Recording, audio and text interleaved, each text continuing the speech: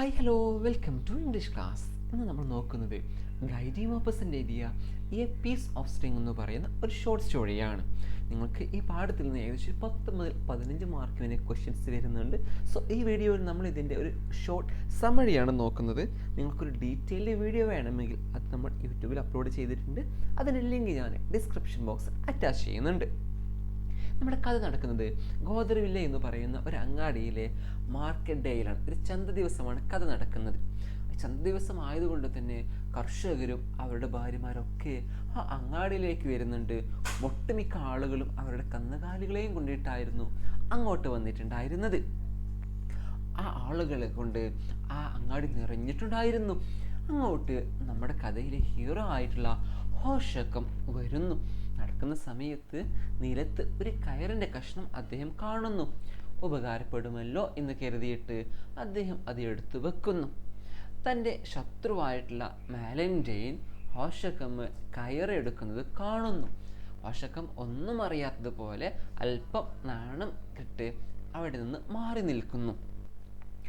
പിന്നീട് ആ അങ്ങാടി ശൂന്യമാകുന്നുണ്ട്. ആളുകളൊക്കെ മദ്യം കഴിക്കാൻ വേണ്ടി, കള്ള് കുടിക്കാനൊക്കെ വേണ്ടിയിട്ട് ടാവേണിലേക്ക് പോകുന്നു. ആളുകളെ കൊണ്ട് ടാവേണ് നിറഞ്ഞിട്ടുണ്ടായിരുന്നു. പല ആളുകളും ബീഫ് റോസ്റ്റും ആപ്പിൾ സൈഡറും കഴിക്കുന്നുണ്ടായിരുന്നു. അവർ കാലാവസ്ഥയെക്കുറിച്ചും വിളവെടുപ്പിനെ കുറിച്ചൊക്കെ സംസാരിക്കുന്നുണ്ടായിരുന്നു. പെട്ടെന്ന് പുറത്ത് ഒരു ഡ്രം ബീറ്റ് ചെണ്ട കൊട്ടുന്ന സൗണ്ട് കേൾക്കുന്നു. ആളുകൾ എന്താണെന്നറിയാൻ വേണ്ടി അങ്ങോട്ട് ഓടിപ്പോകുന്നു. ഒരു ആള് അന്ന് രാവിലെ നടന്ന മോഷണത്തെക്കുറിച്ച് പറയുന്നു. അന്ന് രാവിലെ ഒരു നഷ്ടപ്പെട്ട സാധനത്തെക്കുറിച്ച് പറയുന്നു. അന്ന് രാവിലെ 9 മണിയുടെയും 10 മണിയുടെയും ഇടയിൽ ഒരു ബ്ലാക്ക് പേഴ്സ് നഷ്ടപ്പെട്ടിട്ടുണ്ട് എന്ന് അദ്ദേഹം വിളിച്ച് പറയുന്നുണ്ട്. അത് കണ്ടെത്തുന്ന ആൾക്ക് 20 ഫ്രാങ്ക്സ്, അവരുടെ നാണയമാണ് ഫ്രാങ്ക്സ് എന്ന് പറയുന്നത്. സോ 20 ഫ്രാങ്ക്സ് റിവാർഡും അദ്ദേഹം പ്രഖ്യാപിച്ചിട്ടാണ് പോകുന്നത്. ആളുകൾ പിന്നീട് ഇതിനെക്കുറിച്ച് സംസാരിക്കാനൊക്കെ തുടങ്ങി. അങ്ങനെ ചായ കുടിച്ചുകൊണ്ടിരിക്കുന്ന സമയത്ത്, അവർ വെള്ളം കുടിച്ചുകൊണ്ടിരിക്കുന്ന സമയത്ത് ഒരു പോലീസ് ഓഫീസർ അങ്ങോട്ട് വരുന്നു. ഹോഷക്കം ഉണ്ടോ എന്ന് പോലീസ് ഓഫീസർ ചോദിക്കുന്നു. ഞാൻ ഇവിടെയുണ്ട് എന്ന് ഹോഷക്കം അല്പം ടെൻഷനായിട്ട് പറയുന്നു. മേയർക്ക് തന്നോട് സംസാരിക്കാനുണ്ട് എന്ന് പോലീസുകാരൻ പറയുന്നു. അങ്ങനെ ഹോഷക്കം അല്പം സർപ്രൈസ്ഡായി, നെർവസ് ആയിട്ട് അദ്ദേഹത്തിൻ്റെ കൂടെ പോകുന്നു. മേയർ ഒരു സീരിയസ് ആയ, വളരെ അഭിമാനത്തോടു കൂടി സംസാരിക്കുന്ന ഒരാളായിരുന്നു.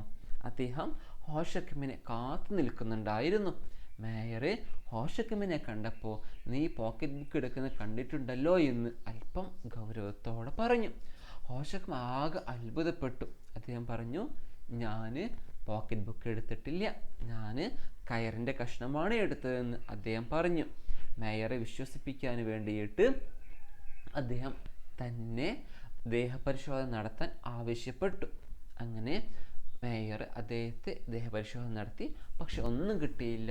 ഒരു കയറിൻ്റെ കഷ്ണം മാത്രമായിരുന്നു കണ്ടെത്തിയിരുന്നത്. മേയർ ആകെ കൺഫ്യൂസ്ഡായി. മേയർ അദ്ദേഹത്തെ പറഞ്ഞയക്കാൻ വേണ്ടി നിൽക്കുന്നു. അപ്പോൾ ഹോഷക്കം ചോദിച്ചു, ആരാണ് എന്നെക്കുറിച്ച് ഇങ്ങനെ പറഞ്ഞതെന്ന് ഹോഷക്കം ചോദിച്ചു. മാലൻഡെയിൻ ആണെന്ന് മേയർ ഉത്തരം നൽകി. അവസാനം ഹോഷക്കമ്മിനെ മേയർ പറഞ്ഞയച്ചു.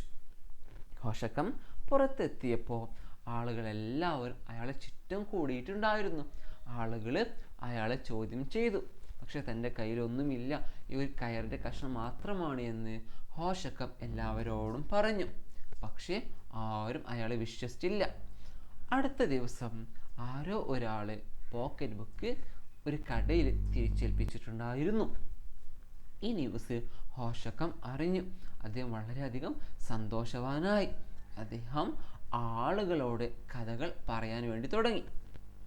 അദ്ദേഹം റോട്ടിൽ പോകുന്ന ആളുകളോടും, അതേപോലെ പള്ളിയിൽ വരുന്ന ആളുകളോടും, കള്ള് കുടിക്കാൻ വരുന്ന ആളുകളോടുമൊക്കെ അദ്ദേഹം വീണ്ടും കഥ പറഞ്ഞു. പക്ഷെ ആളുകളൊക്കെ അയാളെ നോക്കി ചിരിച്ചു. എല്ലാം അവരുടെ ഒരു പ്ലാനിൻ്റെ ഭാഗമാണ്.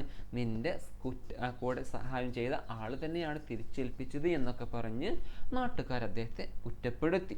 മാലൻഡെയിനും ഹോഷക്കം നടന്നു പോകുന്നത് കണ്ടപ്പോൾ ചിരിക്കുന്നുണ്ടായിരുന്നു. അങ്ങനെ അടുത്ത ദിവസം അദ്ദേഹം വീണ്ടും ടാവേണിലേക്ക് പോയി. അദ്ദേഹം കാര്യങ്ങൾ എക്സ്പ്ലെയിൻ ചെയ്തപ്പോൾ ഒരു കുതിര കച്ചവടക്കാരൻ പറഞ്ഞു, നിൻ്റെ ആ കഥയൊക്കെ എനിക്കറിയാം, പീസ് ഓഫ് സ്ട്രിങ്ങിൻ്റെ കഥയൊക്കെ എനിക്കറിയാം, ഒന്നും ഇങ്ങോട്ട് പറയണ്ട എന്ന് അയാൾ പറഞ്ഞു. അയാൾ എക്സ്പ്ലെയിൻ ചെയ്യാൻ വേണ്ടി തുടങ്ങിയപ്പോൾ മറ്റൊരാളും പറഞ്ഞു, ഇതൊക്കെ നിൻ്റെ ഒരു പ്ലാൻ്റെ ഭാഗം തന്നെയാണ്. ഒരാൾ കണ്ടെത്തുന്നു, വേറെ ആൾ കൊണ്ടുപോയി കൊടുക്കുന്നു, ഇതൊക്കെ നിൻ്റെ പ്ലാനാണ് എന്ന് വേറൊരാളും വിളിച്ചു പറഞ്ഞു. ആ കടയിലുണ്ടായിരുന്ന, ആ മദ്യഷോപ്പിലുണ്ടായിരുന്ന എല്ലാവരും ഹോഷക്കമ്മിനെ നോക്കി കളിയാക്കി ചിരിച്ചു. സങ്കടം കൊണ്ട് ഭക്ഷണം കഴിക്കാതെ ഹോഷക്കം അവിടെ നിന്ന് ഇറങ്ങിപ്പോരുന്നു. പിന്നീടും അദ്ദേഹം തൻ്റെ കാര്യം ആളുകളോട് പറഞ്ഞുകൊണ്ടേയിരുന്നു. പക്ഷെ ആരും തന്നെ അയാൾ വിശ്വസിച്ചിട്ടുണ്ടായിരുന്നില്ല. കുറേ കഴിഞ്ഞപ്പോൾ അയാൾ മാനസികമായി തളർന്നു. അയാളെ കുറ്റപ്പെടുത്തുന്നത് കണ്ടപ്പോൾ, കുറ്റക്കാരനെ സംശയിച്ചപ്പോൾ അദ്ദേഹം മാനസികമായി തളർന്നു, ആവശ്യനായിട്ട് മാറി.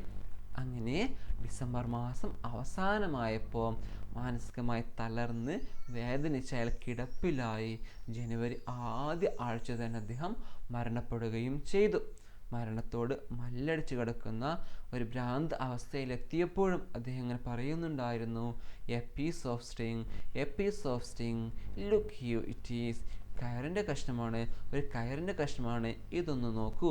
Your honour the mayor, your honour ഒന്ന് നോക്കൂ, ഇത് വെറും കയറിൻ്റെ കഷ്ണമാണ് എന്ന് ആവർത്തിച്ചാണ് അദ്ദേഹം മരണപ്പെട്ടു പോകുന്നത്. ഇങ്ങനെ നാട്ടുകാർ സംശയിച്ചതിൻ്റെ പേരിൽ സങ്കടത്തോടെ മരണപ്പെടുന്ന ഹോഷക്കമ്മിൻ്റെ ജീവിതമാണ് ഈ കഥയിലൂടെ പറയുന്നത്. കഥ ഇഷ്ടപ്പെട്ടാൽ നിങ്ങളെല്ലാവരും ലൈക്ക് ചെയ്യുക, നിങ്ങളുടെ അഭിപ്രായങ്ങൾ കമൻറ്റ് ചെയ്യുക, കൂടെ ചാനൽ ഒന്ന് സബ്സ്ക്രൈബ് ചെയ്യാം. അപ്പോൾ നമുക്ക് അടുത്ത ക്ലാസ്സിൽ ഇതിൻ്റെ ഒരു ആക്ടിവിറ്റിയുമായിട്ട് വീണ്ടും കണ്ടുമുട്ടാം. See you all and thank you.